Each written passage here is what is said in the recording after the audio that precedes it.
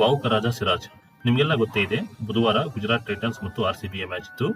ಈ ಮ್ಯಾಚ್ನಲ್ಲಿ ಆರ್ಸಿಬಿಗೆ ಸೋಲಾಯಿತು. ಈ ಸೋಲಿಗೆ ಪ್ರಮುಖ ಕಾರಣವೇನೆಂದರೆ ಆರ್ಸಿಬಿಯ ಮಾಜಿ ಆಟಗಾರ ಮೊಹಮ್ಮದ್ ಸಿರಾಜ್ ಅವರು. ಇವರು ಅದ್ಭುತವಾಗಿ ಬೌಲಿಂಗ್ ಮಾಡಿ 3 ಪ್ರಮುಖ ವಿಕೆಟ್ಗಳನ್ನು ತೆಗೆದುಕೊಂಡು, ಅದು ಕೂಡ ಕೇವಲ 19 ರನ್ಗಳನ್ನು ನೀಡಿ, ಪಂದ್ಯದ ಬಳಿಕ ಮ್ಯಾನ್ ಆಫ್ ದ ಮ್ಯಾಚ್ ಅನ್ನು ತೆಗೆದುಕೊಳ್ಳುತ್ತಾ ಮಾತನಾಡಿದ ಸಿರಾಜ್ ಅವರು ಈ ರೀತಿಯಾಗಿ ಹೇಳಿದರು. ಮ್ಯಾಚ್ ಸ್ಟಾರ್ಟ್ ಆದಾಗ ನಾನು ಸ್ವಲ್ಪ ಭಾವುಕನಾಗಿದ್ದೆ. ನಾನು 7 ವರ್ಷಗಳಿಂದ ಇಲ್ಲೇ ಇದ್ದೇನೆ. ಕೆಂಪು ಬಣ್ಣದಿಂದ ಈಗ ನೀಲಿ ಬಣ್ಣಕ್ಕೆ ಜರ್ಸಿಯನ್ನು ಬದಲಾಯಿಸಿದ್ದೇನೆ. ಸ್ವಲ್ಪ ಆತಂಕ ಮತ್ತು ಸ್ವಲ್ಪ ಭಾವುಕತೆ ಇತ್ತು. ಆದರೆ ನನ್ನ ಕೈಗೆ ಚೆಂಡು ಸಿಕ್ಕಾಗ ಆ ಕ್ಷಣದಲ್ಲಿ ಅದು ಪೂರ್ಣವಾಯಿತು ಎಂದರು.